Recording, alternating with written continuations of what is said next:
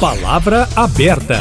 Olá, ouvinte, olá, internauta. A taxa de juros está no centro de um duelo entre o presidente Lula e o Banco Central. Lula tem criticado duramente o atual patamar da Selic, 13,75% ao ano, e a autonomia do banco. A instituição justifica o índice como forma de controlar a inflação. Além disso, o presidente do Banco Central, Roberto Campos Neto, indicado por Jair Bolsonaro, não pode ser demitido por Lula por causa de uma lei que impede interferência política e garante que a atuação do BC seja técnica, com prioridade no combate à alta de preços. Para debater por que toda essa polêmica mexe com a vida do cidadão comum, Eustáquio Ramos e eu, Kátia Pereira, estamos recebendo agora, aqui no Palavra Aberta, o professor de Economia do IBMEC, Márcio Salvato. Bom dia, professor. Obrigada pela presença aqui no Palavra Aberta. Bom dia. Estamos recebendo também o também economista Eduardo Amati, professor da Uni Horizontes. Bom dia, professor. Obrigado pela presença. Bom dia a todos. Professor Márcio Salvato, a gente está tratando aqui de uma questão que parece muito distante das pessoas, mas ao mesmo tempo tem tudo a ver com o cidadão comum, porque a gente está falando de inflação, está falando de salário mínimo, está falando de empréstimos, enfim, de uma série de coisas que mexem com o dia a dia das pessoas, mas ao mesmo tempo é um assunto técnico. Então vamos começar aqui traduzindo algumas coisas. Por exemplo, quando a gente está falando de taxa Selic, por que ela existe e por que ela está nesse patamar de 13,75%? O que é a Selic? A Selic é a taxa de referência, a taxa de juros de referência para todas as taxas de juros, e ela remunera os títulos públicos da dívida do governo. Então, todos os outros empréstimos, juros da economia, têm como referência a base a taxa de juros Selic. Portanto, quando ela está alta, também faz com que todas as outras linhas de créditos possíveis na economia também estejam mais elevadas. Mas não significa que um empréstimo pessoal, um financiamento de um carro, um financiamento de um imóvel seja 13,75% ao ano, não. É uma referência. É apenas a taxa chamada de taxa básica da economia. Portanto, é a menor taxa para remuneração aí no caso dos títulos da dívida pública. Então, aquelas pessoas que são credores dessa dívida pública, que estão aplicados em fundos, essa é a taxa básica da economia, é apenas a referência. Obviamente, como você disse aí, qualquer outro empréstimo tem uma taxa que é maior do que essa, então essa é a mínima. Após essa explicação, professor Márcio Salvato, a gente quer ouvir também a sua análise, mas antes, vamos passar a palavra para o professor Eduardo Amati. Professor, o senhor vê sentido nesse duelo, nesse embate entre o presidente Lula e o Banco Central? O que a gente observa nesse período todo é que o presidente Lula ele veio com uma promessa de campanha. Promessa de campanha é essa de minimizar os problemas decorrentes do governo passado, né? Consequentemente, a taxa de juros nesse patamar, para ele, deixa de ser um empecilho, uma vez que ele não consegue promover as promessas dele. Então, quer dizer, realmente é do interesse dele que a taxa venha a diminuir. Por outro lado, a gente tem o fantasma da inflação por trás.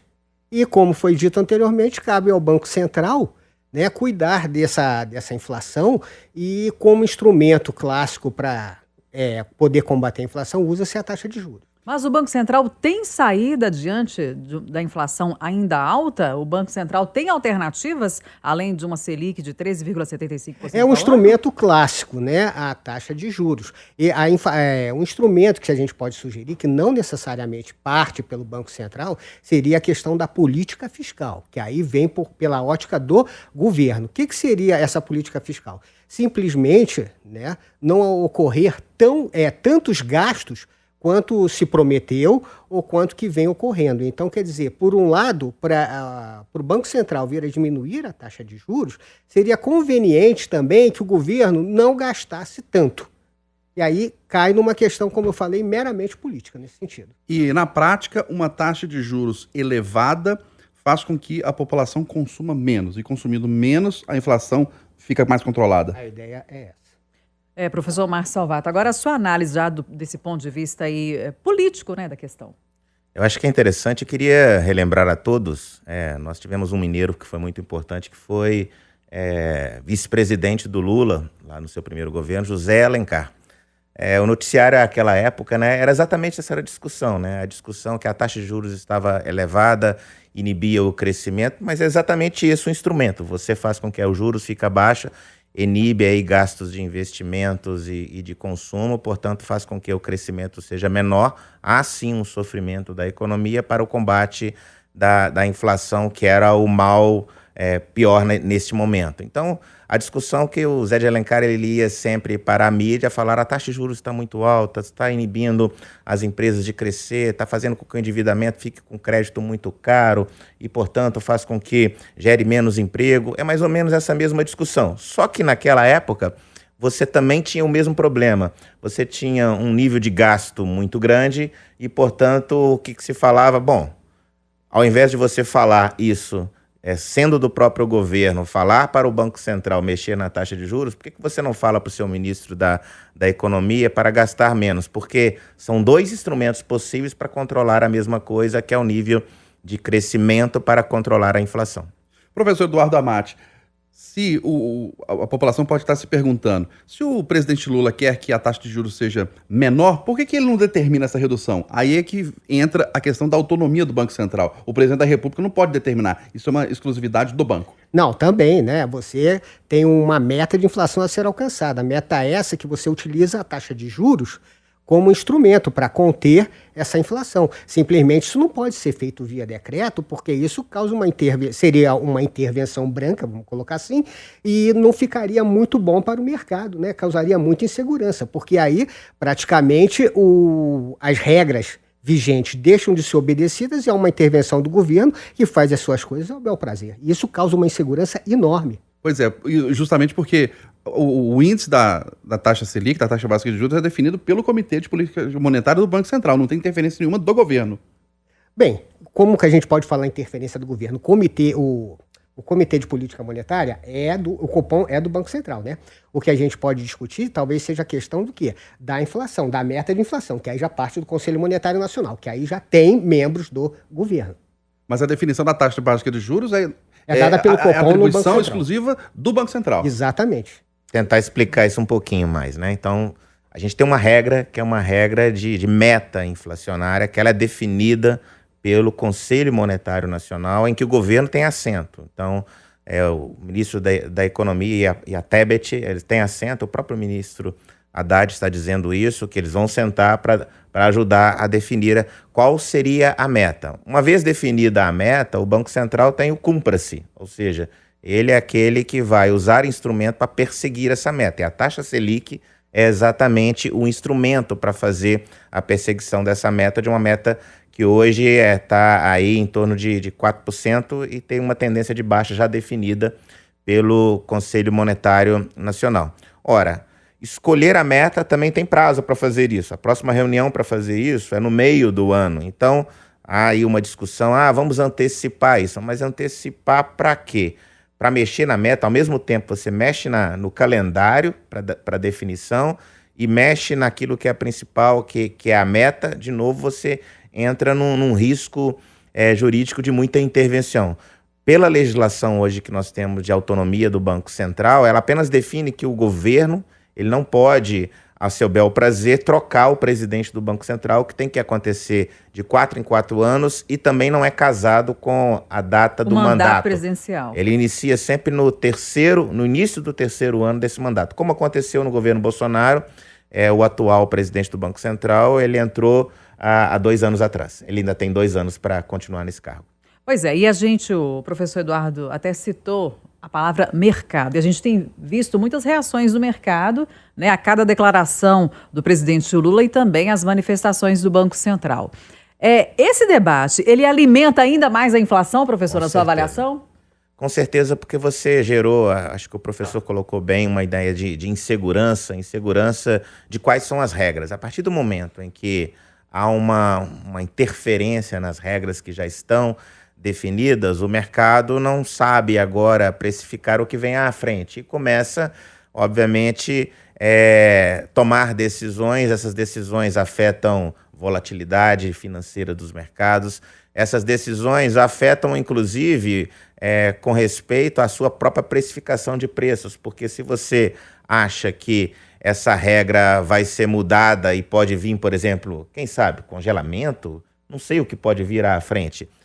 Qual é o nível de interferência? As pessoas podem, inclusive, precificar antes seus produtos pensando nisso. Então, é muito ruim a gente ver esse padrão de conversa pouco técnica e pela mídia. Quer conversar sobre isso? Senta tecnicamente, técnicos do Ministério da Fazenda, chama o Banco Central para uma reunião, vamos conversar, vamos tentar ver o que seria possível para que a gente possa pensar em uma política que não vá ser tão prejudicial quanto ao crescimento que está previsto para esse ano, abaixo de 1%. Então, esse que é a grande questão. Ô, professor Eduardo Amati, voltando a palavra para o senhor. Ninguém quer inflação, o que a gente viveu na década de 80, mas a população quer consumir. Né? É bom ou ruim para a população consumir muito? É bom ou ruim consumir pouco? Né? Para o cidadão comum que está nos ouvindo, nos assistindo. Olha, de uma forma bem simples, consumir, todo mundo gosta de consumir. Quem não quer comprar? Né? O problema é o seguinte, para você consumir, tem de ter quem produza. Se eu tiver um consumo, se eu sair para comprar por aí e alguém estiver produzindo esse produto numa quantidade que atenda a todos os consumidores, isso não gera inflação. Isso é benéfico. O que acontece hoje? Você tem... vamos tentar estruturar isso. O governo começa a gastar, começa a dar diversos auxílios. Sem entrar na discussão se isso é correto ou não, eu parto do seguinte princípio: a população está com recurso, vai querer consumir. Tá? Por outro lado, os juros estão num patamar muito elevado. Isso inibe o empresário a investir.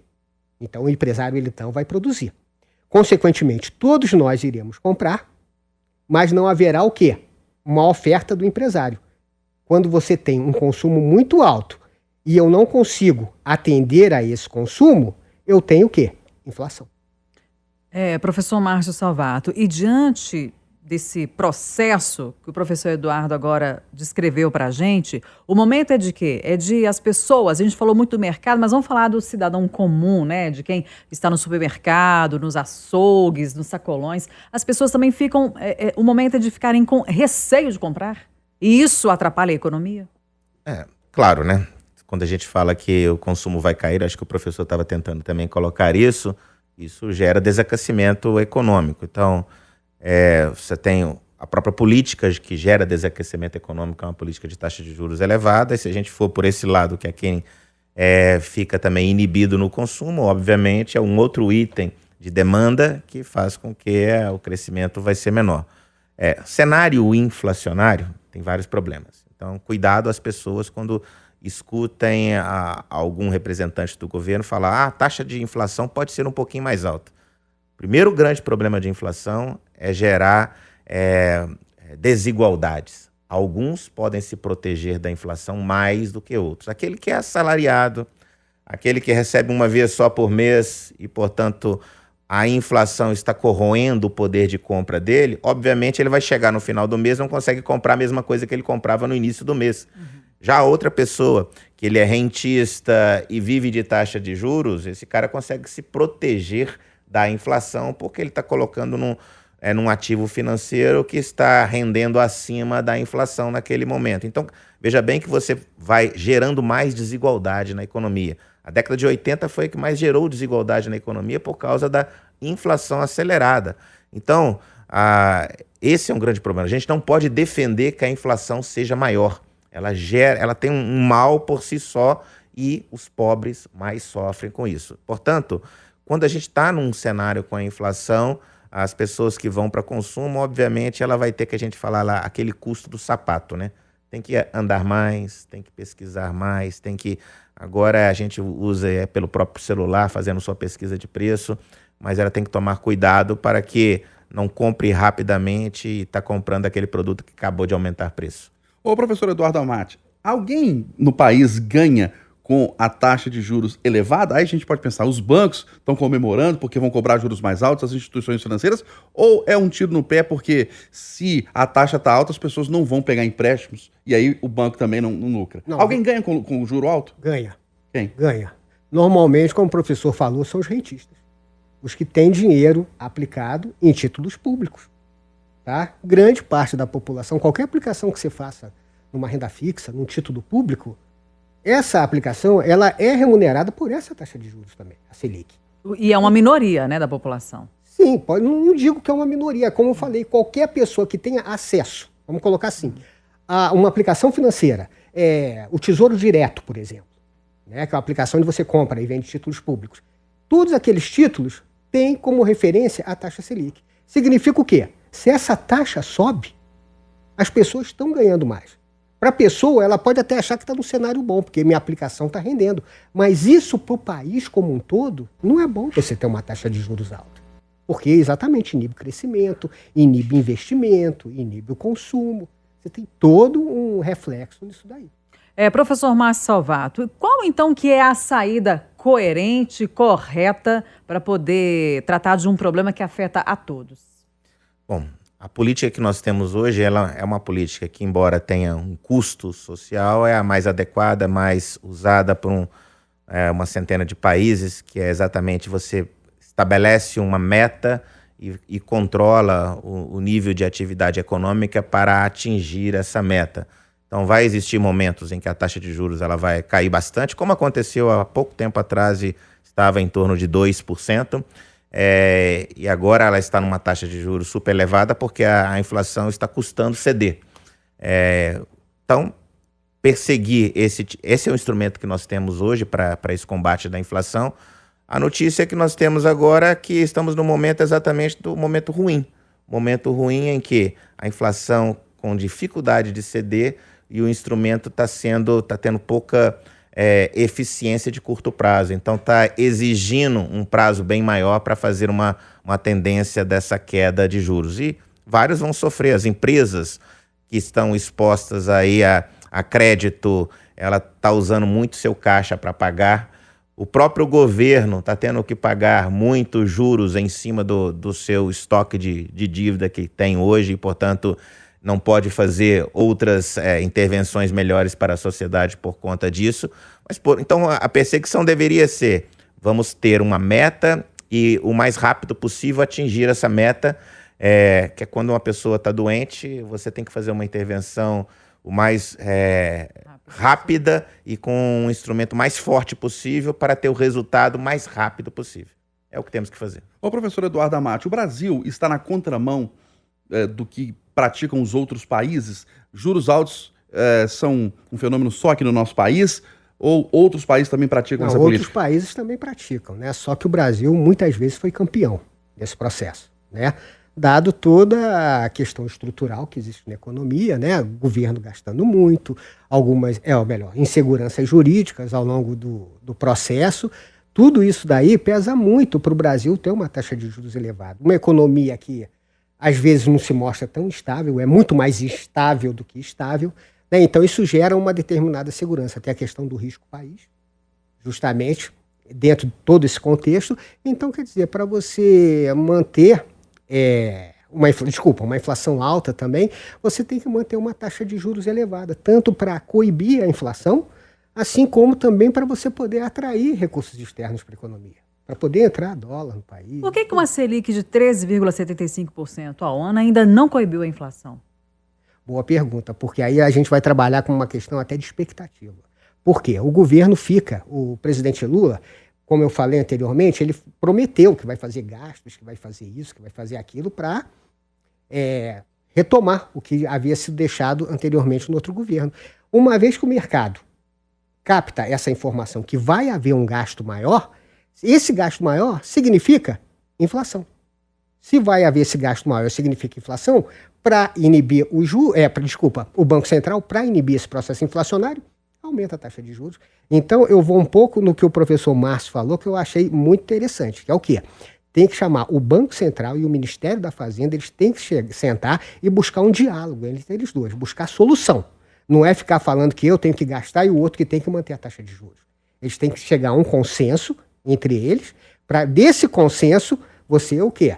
Aí sim, caminhar juntos. E forçar uma mudança na lei, tirar a autonomia do Banco Central, trocar o presidente do Banco Central, resolve alguma coisa? Não, olha, vamos ser francos. Agora eu acho que não. Isso não é para o momento agora. Isso é uma regra vigente, ela tem que ser obedecida. Se em 2024, quando o presidente do Banco Central sair, se o governo quiser rever essa autonomia, rever o processo, aí vamos ser francos que pode ser feito.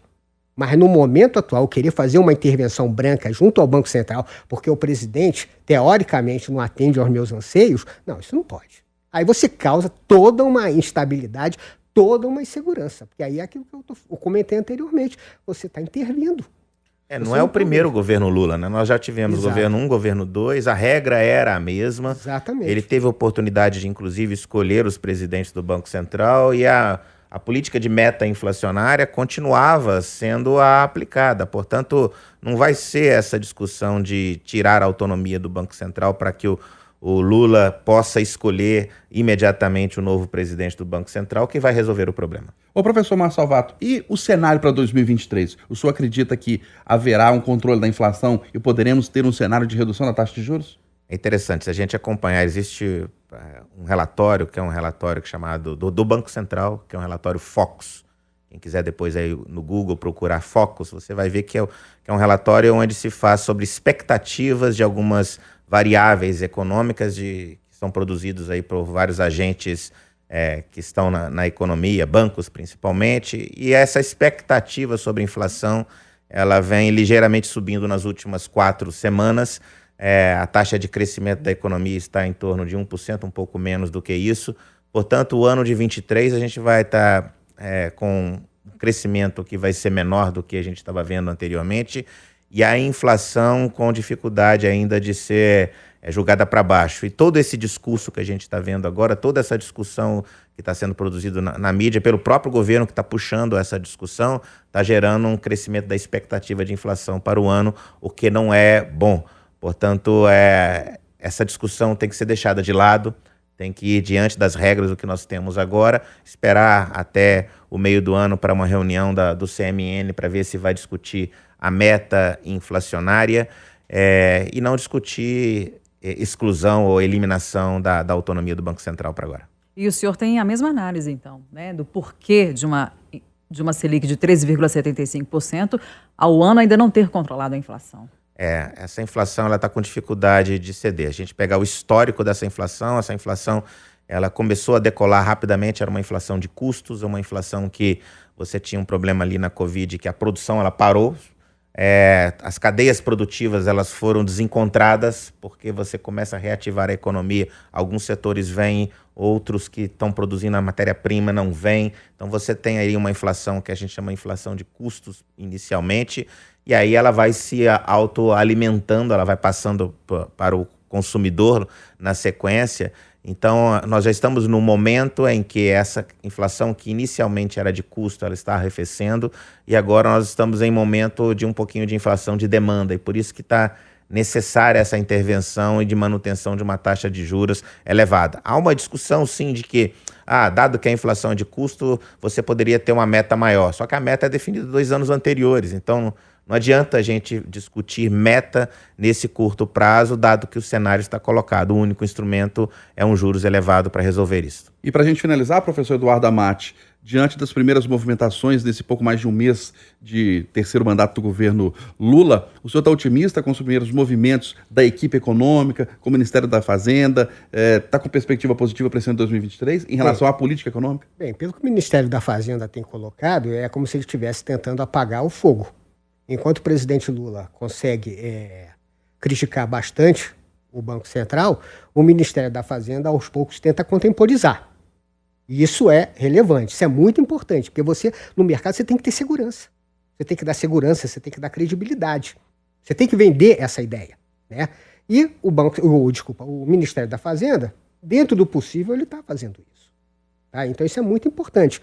Agora, cabe também ao presidente Lula ajudar. Eu entendo que é uma questão aí política, uma questão de projeto político, mas ele tem que contemporizar essa colocação, essas críticas, no sentido que para deixar um clima mais ameno, sem muita virulência, vamos colocar assim, que aí acaba sendo benéfico. E reitero aquilo, assim como o Ministério da Fazenda e o Banco Central, eles têm que conversar. Nós estamos encerrando o Palavra Aberta deste sábado. Conversamos com Márcio Salvato, professor de Economia do IBMEC. Professor, obrigada pela presença. Eu que bom agradeço. Fim de semana. Conversamos também, recebemos com prazer o professor de Economia da Uni Horizontes, Eduardo Amati. Professor, obrigado pela sua presença, pela contribuição. Um ótimo fim de semana. Eu que agradeço. Muito obrigado. Lembrando que o Palavra Aberta está disponível nas nossas plataformas de áudio, principalmente o Spotify, e nos nossos canais de vídeo também, principalmente o YouTube. Lembrando que o Palavra Aberta vai ao ar todo sábado, 8h30, no Jornal da Itatiaia.